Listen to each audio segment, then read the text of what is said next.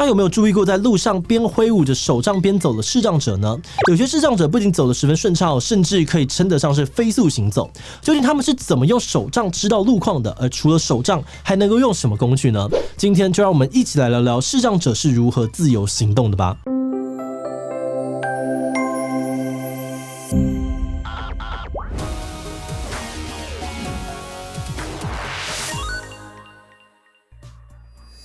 嗨吼，大家好，我是志奇。视觉是人类很重要的一个感官哦，生活上面的各种事情，不论是工作、学习还是娱乐，都需要仰赖眼睛的视觉。而视障者少了视觉辅助，如果想要舒适的、方便的生活，就要训练其他感官的敏感度，依靠其他的感官接收资讯，才能够维持生活品质。而为了让视障者更准确、方便的接收外界的资讯，诞生了很多视障者专用的辅助工具。而今天的这一期呢，要带大家一起认识这些工具，也会跟大家聊聊，当工具失灵时，我们能如何帮助他们。但按照惯例，在开始之前，先让一段工商服务时间。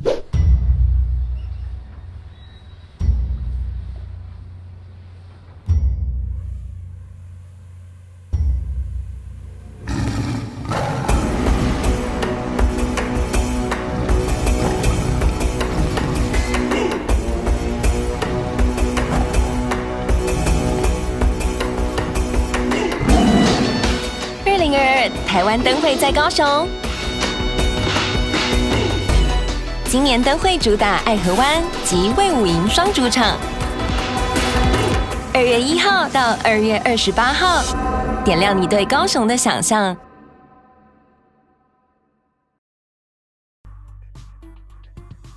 说到视障者的工具呢，大家很容易联想到，也是最常看到的，应该就是导盲杖了。不过它的正式名称呢，其实是白手杖。它的外观整只基本上都是白色的哦，只有把手是黑色，以及尾端是红色的。这个导盲杖的设计呢，最早是在1921年一个失明的英国人詹姆斯·比格斯设计的。他觉得他家附近的车太多，出门太危险，于是把手杖涂成白色，让驾驶可以很容易的看到它，减少被撞的风险。而后来1944年，有一位专门为2战老兵进行康复治疗的专家理查德·胡佛开创了借由移动白手杖来探路的技术。那这个白手杖要怎么用呢？根据爱盲基金会还有无障碍科技发展协会的资料，使用白手杖来行动时，视障者会把手杖向前伸出大概2步的距离，然后左右轻敲前面的地板，而这个幅度呢，大概是比肩膀宽呢再宽个大概10公分的距离，借此来了解前方的状况，也可以避免肩膀被碰撞到。不过视障者拿到白手杖还不够，他们还需要进行定向行动训练，才能够顺利的上路。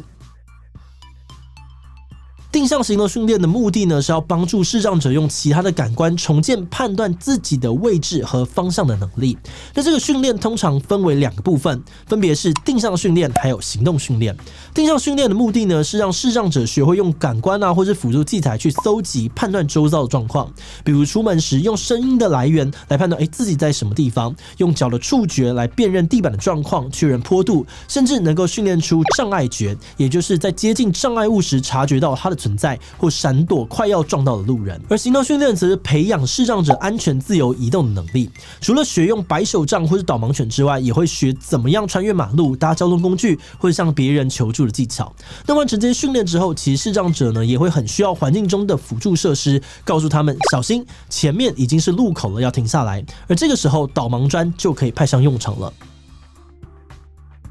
视障者可以透过脚底的感觉或是白手杖感觉到导盲砖上面的这个纹路，那如果是直条的话就可以往前走，如果是圆点就要停下来。而通常有圆点的导盲砖呢，会出现在月台边或者是路口，告诉他们不要再往前走，减少误入轨道或者是车道的机会。此外呢，有些地区还会有导盲斑马线，这是贯穿斑马线的这个3条垂直标线呢，会画的比斑马线更凸一点点，让视障者呢能够感知斑马线的方向。不过呢，毕竟这些还是固定在地上的设施哦，如果有障碍物正在整修，还是会发生意外。因此，也有不少的视障者呢会利用导盲犬来帮助自己移动。导盲犬可以是说对于视障者而言机动性最高的辅助了。训练合格的导盲犬听得懂很多指令，也能够判断不同的状况，给主人提示。比如说遇到障碍物时，导盲犬会先停下来，再带着主人绕开；而遇到台阶时，导盲犬呢会将前脚放在台阶上面。这个时候，导盲犬身上的导盲鞍会有角度跟高度的变化，主人就能够透过这些变化判断台阶的高度，再爬楼梯。而如果导盲犬跟主人默契够好，甚至能让导盲犬帮忙找电梯啊，还有找座位。位。不过要执行这些琐碎却重大的任务，导盲犬的选择跟训练就非常重要。但是训练出一只合格的导盲犬却非常不容易。目前在台湾大多会选择温和、聪明又亲近人的拉布拉多或者是黄金猎犬，而接着还要经过3个阶段的训练，分别是出生2个月后开始进行的基础训练，接着是导盲特训，以及与视障者配对辅导。这个过程呢，至少要耗时2年半，而且平均每10只就5到7只会被淘汰。可想而知导盲犬的数量非常的稀少。而此外，导盲犬也有它的局限，比方说狗狗们呢，其实看不懂交通号志的灯号，因此有人就想到，要是能让红绿灯自己来发出声音的话，这个问题是不是就能解决了呢？其实在台湾6都都有设置有声交通号志，并且依照绿灯通行的方向播放不同的声响。比如像是双北地区的路口呢，是用鸟鸣声来表示东西向可以过马路，而布谷鸟声呢，代表是南北向可以通过。而行人专用时段呢，则是用蟋蟀声，然后借着声响的节奏来判断过马路的时间充不充裕。可是呢，虽然这个功能很贴心但却有很多的缺点。比如说这些声响为了不要影响附近的居民，所以都不会设定的太大声，像这样子的音量呢，就常常会被车流声给盖过去。还有在不熟悉的路段呢，也很难知道东西向还有南北向是哪个方向，也很难知道穿越马路需要多久的时间，很难评估来不来得及。所以为了让号志能够发挥效用呢，中央跟地方政府也在尝试不同的做法。比如像是台南市就设置了智慧有声号志，让视障者可以透过手机的 App 语音播报路名、灯号还有剩余的秒数。而说到手机 App 其实也有视障者专用的手机导航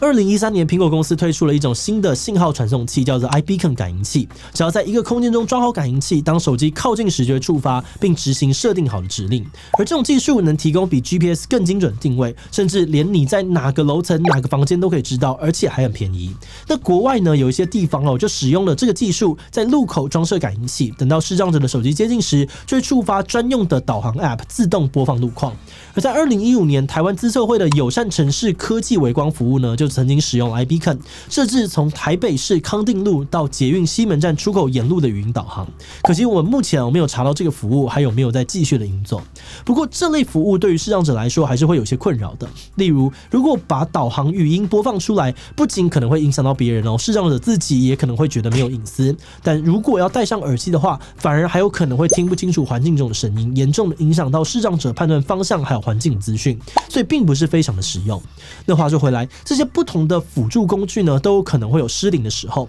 如果我们在路上看到视障者需要帮助的话，要注意一些什么事情呢？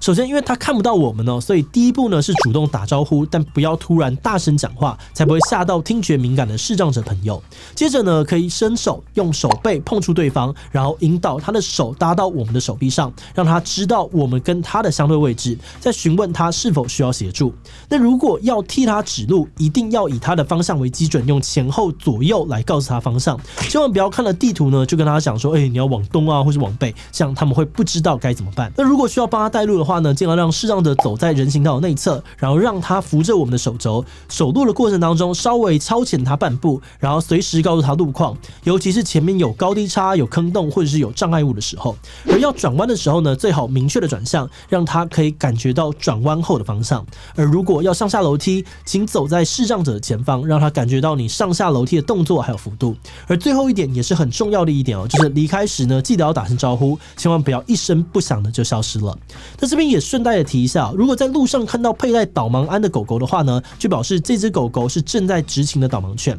那我们可以依据4不一问的原则，分别是不呼叫、不喂食、不抚摸、不拒绝，以及主动询问需不需要帮忙这几项来跟导盲犬还有他带领的视障者互动。我们在研究了许多关于视障者的资料之后，我们发现能够不依赖他人、独立自由的到处行动的视障者，通常呢都是适应比较良好、自主性比较高的视障者。有很多的视障者可能因为各项公共辅助设施规划的不完善或是故障而造成他们的不便，甚至可能会降低出门的意愿。我们觉得想为他们尽一份心力，除了友善体贴的接纳和帮助他们，我们也可以督促政府积极的规划和维护公共设施，或者是多关注还有观察那些不容易被注意到的需要，比如说帮忙通报故障的有声号志，支持导盲犬的训练，或者是主动参与导航软体的开发。像是如果有更多人能够一起帮忙试用那些考量视障者设计的软体，就可以增进这些软体的使用程度。那虽然这些看起来都很微小，但我们相信只要有人接力做，长久下来就能够慢慢看出成效的。好的，那今天最后想问大家，你觉得我们可以做些什么让视障者的日常生活过得更好呢？呼吁政府把友善视障者的无障碍设施做得更完善，让他们更容易出门活动。比太多地方缺少无障碍设施直接呢提供接送服务，比较能够满足他们移动的需求。所以提供视障者更多金钱上面的补助，让他们无论是就医或者是日常生活都更有余裕。其他留言告诉我们吧。最后，如果你喜欢今天的影片，欢迎分享出去，让更多人知道关于导盲的各种小知识。此外呢，可以点击这个地方看手语以及老人位的相关讨论。那么今天的这期就到这边告一段落，我们明晚再见喽。